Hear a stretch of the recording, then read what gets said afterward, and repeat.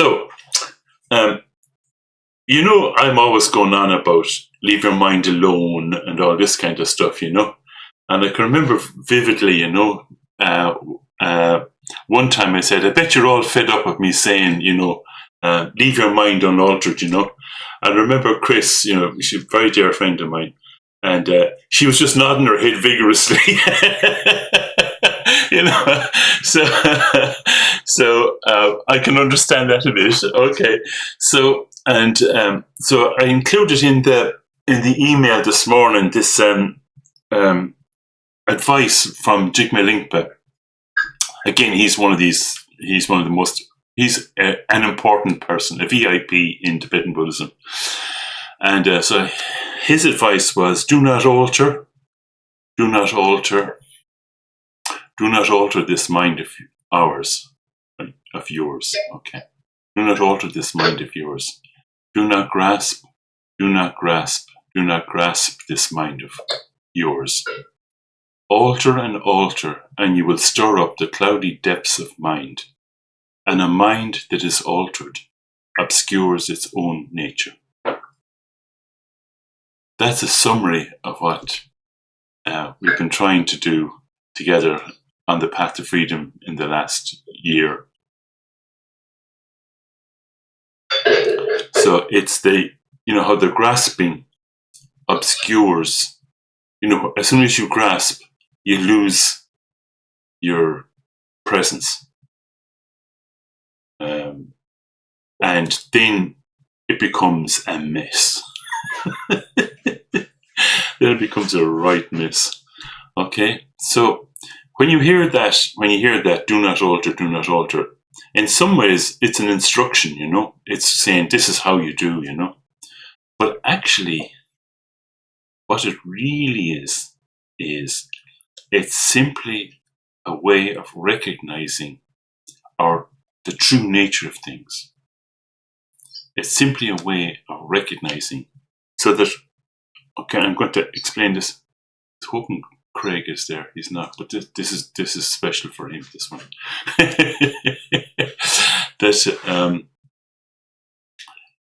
So it's basically about resting in your nature, how things actually are, how you actually are, not a fabricated thing, rather than struggling in the world of grasping.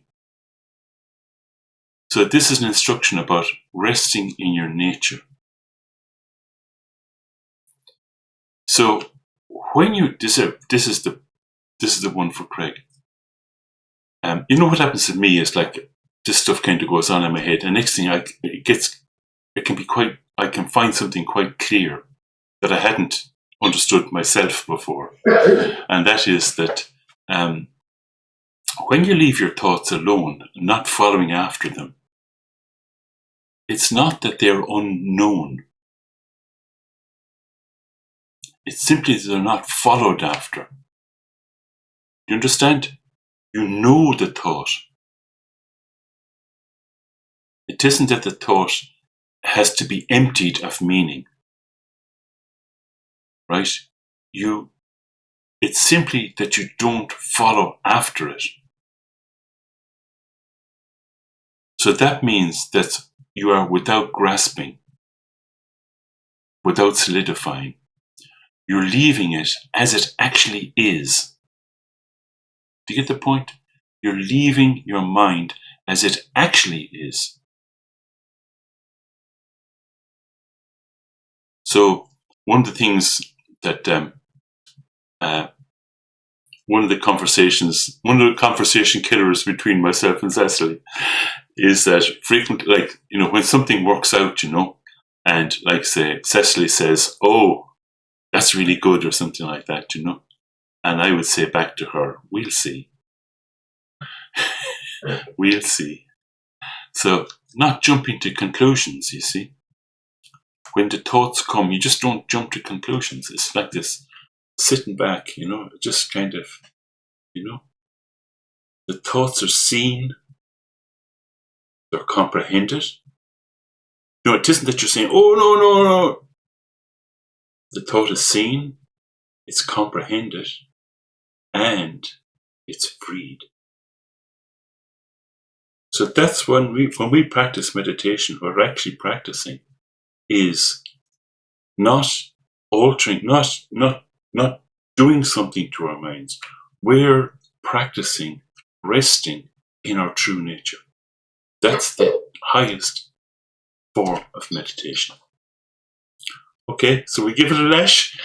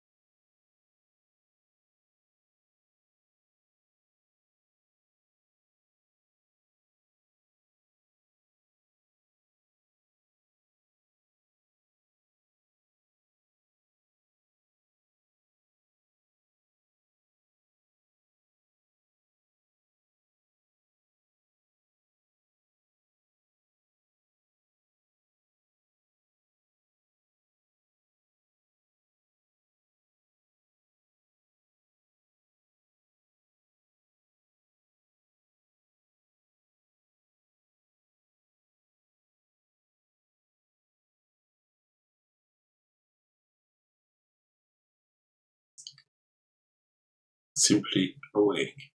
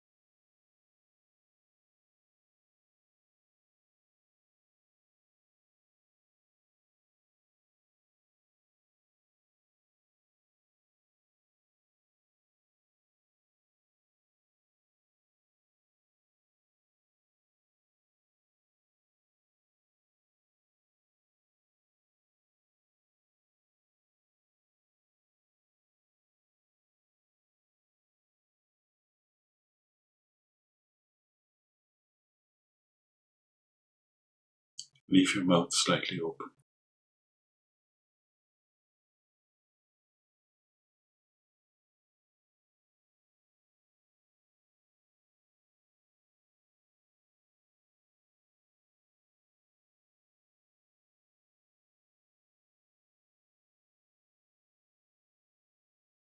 Are you alive?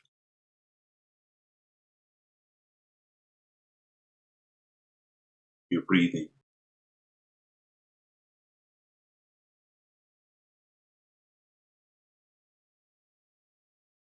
Can you hear what I'm saying to you?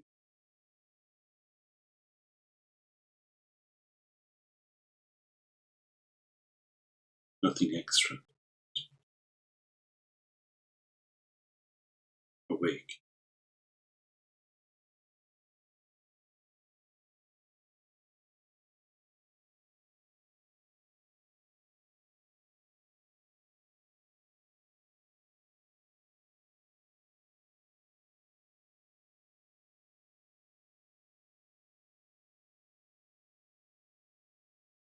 Nothing special. Ordinary wakefulness.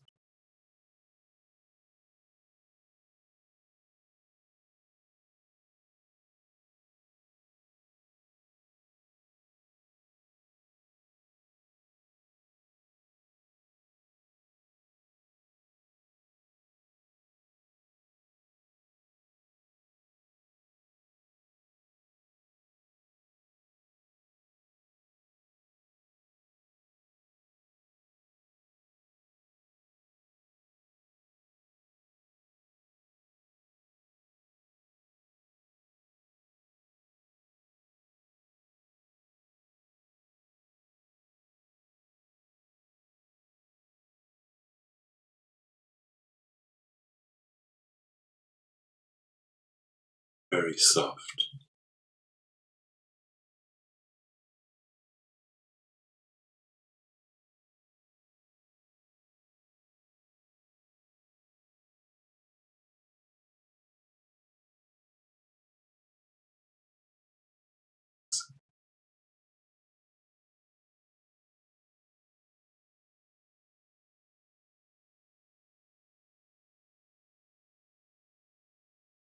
Thoughts are freed automatically. You don't have to do it. When you do, you bind them. When you do something, bind them.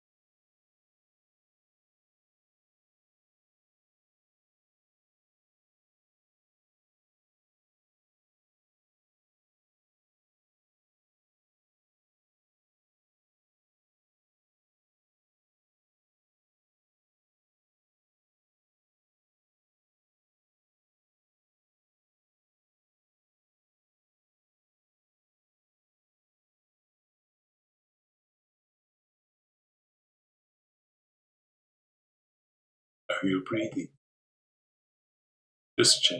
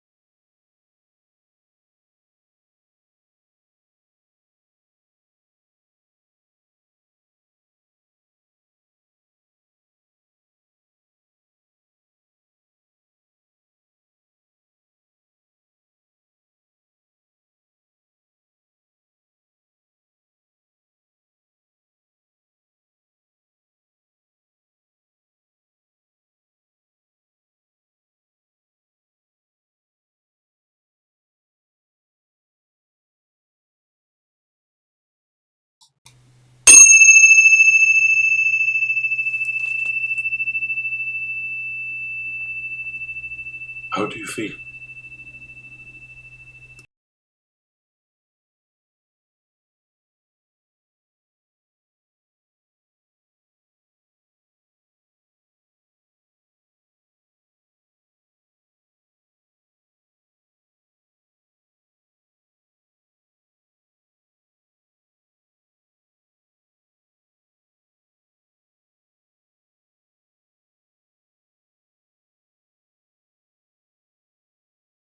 I'm delighted to see how well you sit. It's quite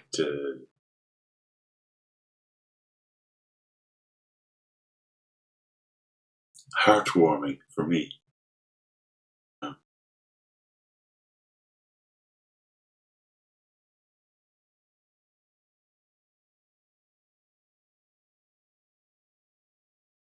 I'm not omniscient, I have no clairvoyance, but I can tell, you know. If you like, when you're in the zone, I don't know how to put it, but I can tell, eh?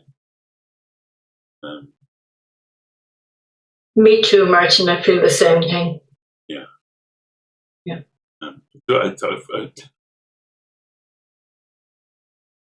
I don't know if it's what I said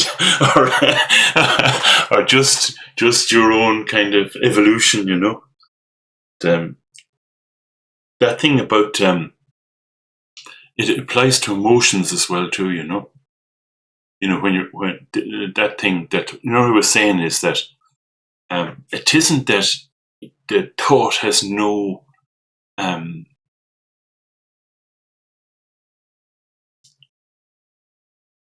it isn't that the thought itself is empty. You know, you actually see the thought. You actually comprehend it. You know, so but what's missing is the grasping. Why is the grasping missing? The reason the grasping is missing is because you recognize the true nature of thought, the true nature of emotion.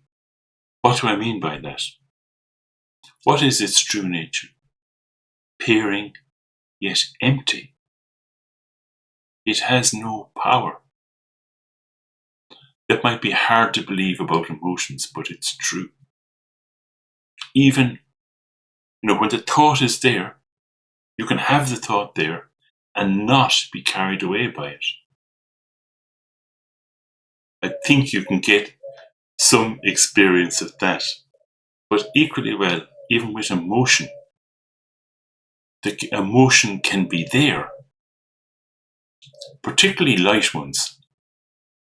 The emotion can be there, you know, and you're not grasping at it. It's just a feeling. Okay, so I'm going to do a little bit about the. It's 4 verses from the Lou Denra. Oh, I tell you. Oh, listen. You got to go shopping and do Saturday things and off to the pub. It's a bit early, but so if you need to go, I'll say goodbye. And okay.